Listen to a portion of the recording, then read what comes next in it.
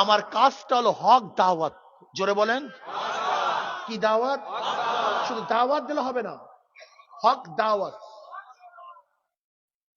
উদউ ইলা সাবিলি রাব্বিক, ডাকো মানুষদেরকে তোমার রবের রাস্তার দিকে, দলের দিকে ডাকলে হবে না। উদউ ইলা সাবিলি রাব্বিক, রবের রাস্তা। আজকে আমরা দলের দিকে ডাকি, ব্যক্তির দিকে ডাকি না, কোন গোষ্ঠীর দিকে ডাকলে হবে না। দাওয়াত হক দিতে হবে। যদি কেউ না মানেন, আমার জোরে বলেন, আর যদি ভুল দাওয়াত দেই, যদি আপনারা কেউ নামাজি হয়েও যান, বুঝাতে পারিনি, আল্লাহ পাক কিয়ামতের মধ্যে ধরবে, তুই 2 নাম্বারই করলি কেন, ফাইজলামি করলি কেন, তুই ফাইজলামি করলি কেন। আজকে দাওয়াতের নামে, ইসলামের নামে মানুষকে বেঈমান বানাবার চক্রান্ত চলতেছে। এক নেত্রীকে প্রশ্ন করছে যে শরিয়াত কি করে? শরিয়াত কোন এমন কোন বিষয় না যে তা পরিবর্তন করা যাবে না। জানি না আপনারা শুনছেন কিনা, শরিয়াত নাকি পরিবর্তন করা যাবে, এমন কোন আসমানি ব্যাপার না। কি ব্যাপার না? অথচ আল্লাহ পাক কি বলেন, সুম্মা জাআলনাকা আলা শরিয়াতিন মিনাল আমর ফাত্তাবিআহা ওয়ালা তাত্তাবিআহু আল্লাযিনা লা ইয়ালামুন। বাবারা, অনুরোধ করছি 2 হাত জোরে, দলে পড়িও না, পাগল হয়ে যাও না, দলে পড়িও না, পাগল হয়ে যাও না। আগে কথা বুঝো, বোঝার চেষ্টা করো, তারপর সামনে পথ বাড়িয়ে। এবারাত কা যা হয় তামাশা নেই। দুনিয়ার মধ্যে ফাজলামি চলবে, কিন্তু কবরে কিন্তু ফাজলামি চলবে না। আল্লাহ পাক কি বলেন, সুম্মা জাআলনাকা আলা শরিয়াতিন মিনাল আমর আই মিনাদ দ্বীন ফাত্তাবিআহা ওয়ালা তাত্তাবিআহু আল্লাযিনা লা ইয়ালামুন। হে নবী, আমি আপনাকে যে শরিয়াতের উপরে, কিসের উপরে?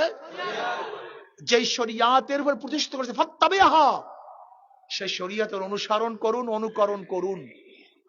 ওয়ালা তাত্তাবিআহু আল্লাযিনা লা ইয়ালামুন, জাহেল, মূর্খ, গন্ড মূর্খ, ইলম নাই, কালাম নাই, নফস যা বলে, শয়তান যা বলে, হাওয়াই নফস যা বলে, সেই ইত্তেবা অনুসরণ করে, তাদের অনুসরণ আপনি করিয়েন না।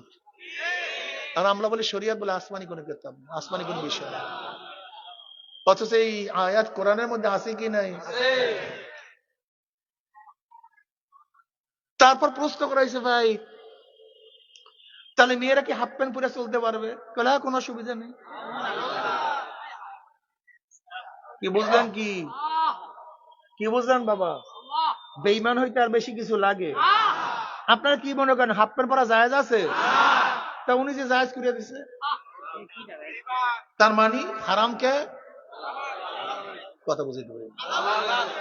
আর যে ব্যক্তি হারামকে হালাল বানায়, তার ইমানের অবস্থা আলহামদুলিল্লাহ।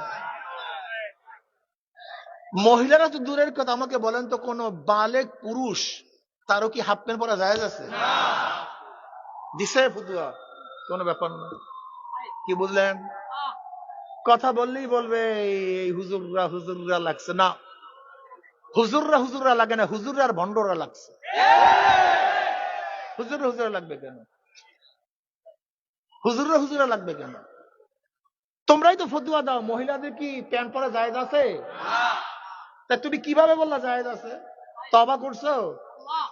তওবা করো না কেন? সবাইকে বলো না কেন যে ভুল হয়েছে? না, ভুল স্বীকার করবো না। আচ্ছা বলেন তো, কোন মেয়েদেরকে যদি পুরুষরা পথ প্রদর্শন করে, যেমন একজন মহিলা আপনাকে বলছে ভাই একটু পথ দেখায় দেন, সে পথ চিনে না, আপনি যদি পথ প্রদর্শন করেন, পুরুষ সামনে থাকবে না মহিলা সামনে থাকবে? মহিলা। কারণটা কি? আকর্ষণ।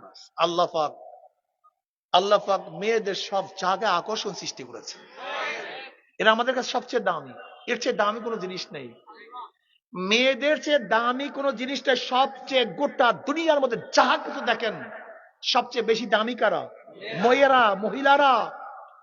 এর চেয়ে দামি কিছু নাই। মহিলারা আছে, দুনিয়া আছে, মহিলা নাই। কথা হয় না, কিছুই নেই, বিল্ডিং নাই, টাকা নাই, কিছু নেই, সব পুয়া। মহিলা এরা ফাউন্ডেশন, ফাউন্ডার, এরা ভিত্তি গোটা দুনিয়ার, এরা সবচেয়ে দামি। এর জন্য দামি জিনিসকে ইসলাম সবচেয়ে মূল্যায়ন করছে, সবচেয়ে বেশি হেফাজত করার চেষ্টা করছে। যেন দামি জিনিস নষ্ট না হয়ে যায়।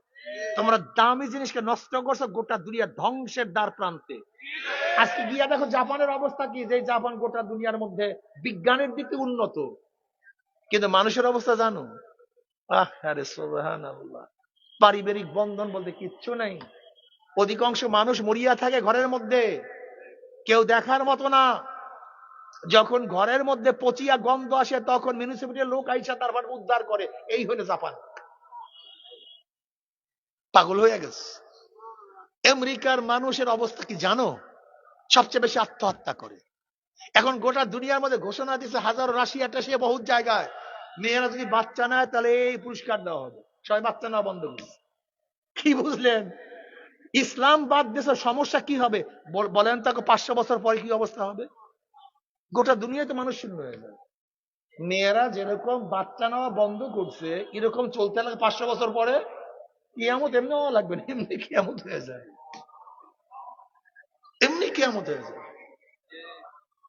কিন্তু ইসলাম এত সুন্দর, আমার মা বোনদেরকে এত সুন্দর মর্যাদা দিছে যা চিন্তা করি। যাই হোক, পুরুষ সামনে থাকবে না মহিলা সামনে থাকবে? পুরুষ সামনে থাকবে। নবী আলাইহিস সালাতু ওয়াস জামানায় মহিলারা মসজিদে যাইতেন, কিন্তু ওমর ইবনে খাত্তাব রাদিয়াল্লাহু জামানায় ইজমা, মসজিদে যাওয়া, ঘরের মধ্যে নামাজ পড়া উত্তম। ইজমা দলিল, যেমন তেমন দলিল না, জমনের দলিল, মারাত্মক দলিল ইজমা। যখন যাইতেন তখন মহিলারা সামনের কাতারে না পিছনের কাতারে? কথা কয় না। আর বর্তমান ইসলামের নামে মেয়েদেরকে বেপর্দা অবস্থায় সামনের কাতারে না পিছনের কাতারে? ইসলাম রাখছে মহিলাদের কোন কাতারে? আর এরা ইসলামের নাম রাখছে কোন কাতারে? তার মানে এটা ইসলাম না, এটা ভণ্ডামি। এটা ইসলাম না, এটা ভণ্ডামি। কি রাগটা করছেন? এটা ইসলাম না, এটা ভণ্ডামি। কইলি রাগ হয়ে যায়, বললেই রাগ হয়ে যায়। আচ্ছা ধরে নেন, আজকে বাইতুল মুকাররমে বেপর্দা মেয়েদেরকে নিয়ে যে মিছিল মৌলবীরা হুজুররা ইসলামের নামে করছে, যে মিছিলটা মৌলবীরা ইসলামের নামে না করিয়া বিএনপি করতো, আওয়ামী লীগ করতো, জাতীয় পার্টি করতো, বা শাহবাগীরা করতো, তাহলে বলেন তো বাংলাদেশের আন্দোলনটা কেমন হইতো? হ্যাঁ, বাংলাদেশে এমন কোন মেম্বার ছিল না, মসজিদ ছিল না যেখান থেকে আওয়াজ উঠতো না। ইসলাম শেষ, মসজিদ শেষ, দিন শেষ, কিন্তু এখন আন্দোলন ওঠে না কেন বলেন তো? আমার যুবক কথাটা বুঝাইতে পারছি তোমাদেরকে? তুমি চিন্তা করে দেখো, এইটা যে বিএনপি করতো, আওয়ামী লীগ করতো, জাতীয় পার্টি করতো, জাসদ করতো, বাসদ করতো, বামপন্থীরা করতো, তাহলে অবস্থাটা কি হইতো? এখন কেউ কথা বলে না কেন? এর জন্য আব্দুল্লাহ দরখাস্তি রহমতুল্লাহ আলাইকে হাফিজুল হাদিস, হাফিজুল হাদিস আব্দুল্লাহ দরখাস্তি রহমতুল্লাহ আলাই, হাফিজুল 1 লক্ষ হাদিস মুখস্থ ছিল, 1 লক্ষ হাদিস। তিনি বলছেন, কোন দেশ যদি কমিউনিস্টরা দখল করে, কারা?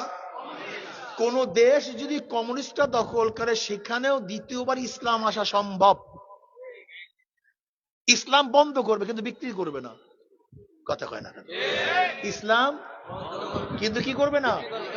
কিন্তু কোন দেশে যদি একবার জামাত ক্ষমতায় যায়, সে দেশে কিয়ামত পর্যন্ত খাঁটি ইসলাম আসবে না। কেন? কত কি কথা কও না করে? হ্যাঁ, বিকৃত বিকৃত আর বিকৃতি এক জিনিস।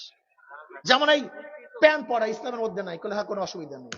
শরিয়ত খোদা প্রদত্ত, এটা কোনো এমন না যে শহীদ মহিলারা পিছনে থাকবে দেবতাদের সামনে, তারপরে কাউকে জাবরাইয়া যারা বলবে যে জাতির বা শহীদদের মা, কোনো অসুবিধা নাই। কথাটা বুঝাতে পারি না, কথাটা বুঝাতে পারি না।